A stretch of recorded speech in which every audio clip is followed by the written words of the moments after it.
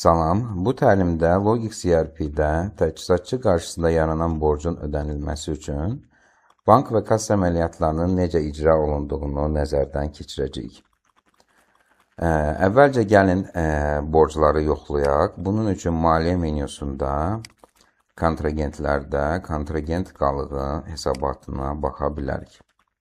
Hesabla düyməsinə vururuq, hesabat əks olunur. Burada görünür ki, Woodmaster adlı təchizatçıya 3900 AZN borc var. Gəlin birinci bank əməliyyatlarını yoxlayaq. Bunun üçün sənədlər qrupundan maliyyə menüsündə bank sənədlərini seçirik. Yeni düyməsinə vurduq.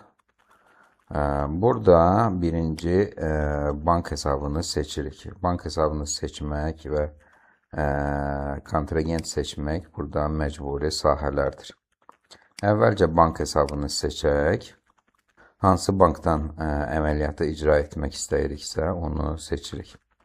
Default olaraq təchizatçıya ödəmə burada əks olunur. Əgər digər əməliyyatlar yerinə yetiririksə onları da seçə bilərik. Ödəniş etmək istədiyimiz kontragenti bu hissədən seçirik. Üç düyməyə vururam. Burada Woodmaster adlı təchizatçını 2 dəfə vuraraq seçdik. Məbləği bu sahədə qeyd edirik. Ödəniş etmək istədiyimiz məbləği. Misal üçün 1000 AZN burada qeyd edirəm. Valyuta default olaraq AZN seçilmişdir. Təsdiq sahəsinə işarə qoyuram və sənədi yaddaşa yazıram. Bu əməliyyatda nə baş verdi? Bank hesabından pul vəsaiti azalır və təchizatçıya ödəniş edilmiş olur. Çap variantına ehtiyac varsa, bu hissədən sənədi çap edə bilərik bu formada. Gəlin hesabatları yoxlayaq. Əvvəlcə bank hesabatına baxaq. Maliyyə menüsündən, hesabatlar qrupundan bank hesabatını seçirəm. Hesabla düyməsini vurdum. Burada görünür ki, 1000 AZN bank hesabından məxaric olunub. Daha əvvəl qalıq burada 5000 AZN olub, sonra 1000 AZN məxaric olunub. Hal-hazırda bank hesabında son qalıq 4000 AZN təşkil edir. Eyni zamanda kontragentə olan borcu da yoxlayaq. Kontragent qalığından baxa bilərik. Hesabatı yenilədik. Burada görünür ki, 2920 AZN təşkil edir borcumuz. Biraz əvvəl görmüşdük ki, 3920 AZN idi. Bu kontragent qalıqları hesabatı sadəcə kontragentlərə olan son yekun borcu göstərir. Daha geniş hesabat əldə etmək istəyiriksə, maliyyə menüsündən kontragent hesabatına baxa bilərik. Bu hesabat ilk dəfə açılarkən yığcam formada açılır.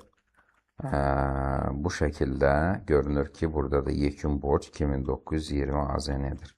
Daha geniş məlumat əldə etmək istəyiriksə, axtarış düyməsindən sənəd üzrə hesabatı aça bilərik. Burada görünür ki, biz daha əvvəl mal alışı etmişik. 3920 AZN borcumuz formalaşıb. Bank əməliyyatı ilə 1000 AZN ödəniş etmişik. Ona görə də yekun borc 2920 AZN təşkil edir.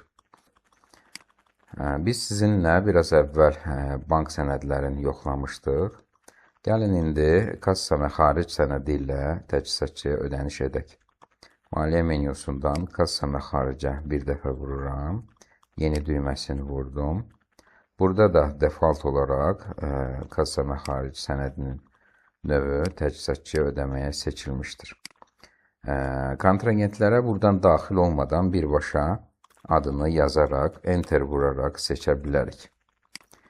Burada məcburi sahələr, kassa seçimi, kontragentlər və məbləğ hesab olunur. Gəlin bu məbləği və kassanı seçmədən sənədi təsdiq edərək yaddaşa yazmağa cəhd eləyək. Belə bir bildiriş əks olunur ki, bu sahə düzgün doldurulmayıb və qırmızı rəngi ilə göstərir ki, hansı sahələr məcburi doldurulmalıdır. Biz kassa hesabını seçirik və ödəniş etmək istədiyimiz məbləği bu hissədə qeyd edirik. Sənədi yaddaşa yazıram. Çap formasına ehtiyac varsa, bu bölmədən sənədi çap edə bilərik. Gəlin hesabatları yoxlayaq. Maliyyə menyusundan kassa hesabatına baxaq. Burada görürük ki, 500 AZN kassadan məxaric olunub. Daha əvvəl 4000 AZN idi qalıq və yekun olaraq kassada 3500 AZN qalıq təşkil edir. Gəlin təchizatçıya olan borcu da yoxlayaq. Maliyyə menyusundan kontragent hesabatına daxil oluram. Burada da görürük ki, 500 AZN kassadan ödəniş olunub və yekun borc təchizatçıya 2420 AZN təşkil edir. Beləliklə, bugün biz maliyyə menyusunda bank sənədləri və kassa məxaric sənədi ilə təchizatçıya necə ödəniş edilirsə tanış olduq. Növbəti dərsdə malın satılması sənədi ilə tanış olacaq.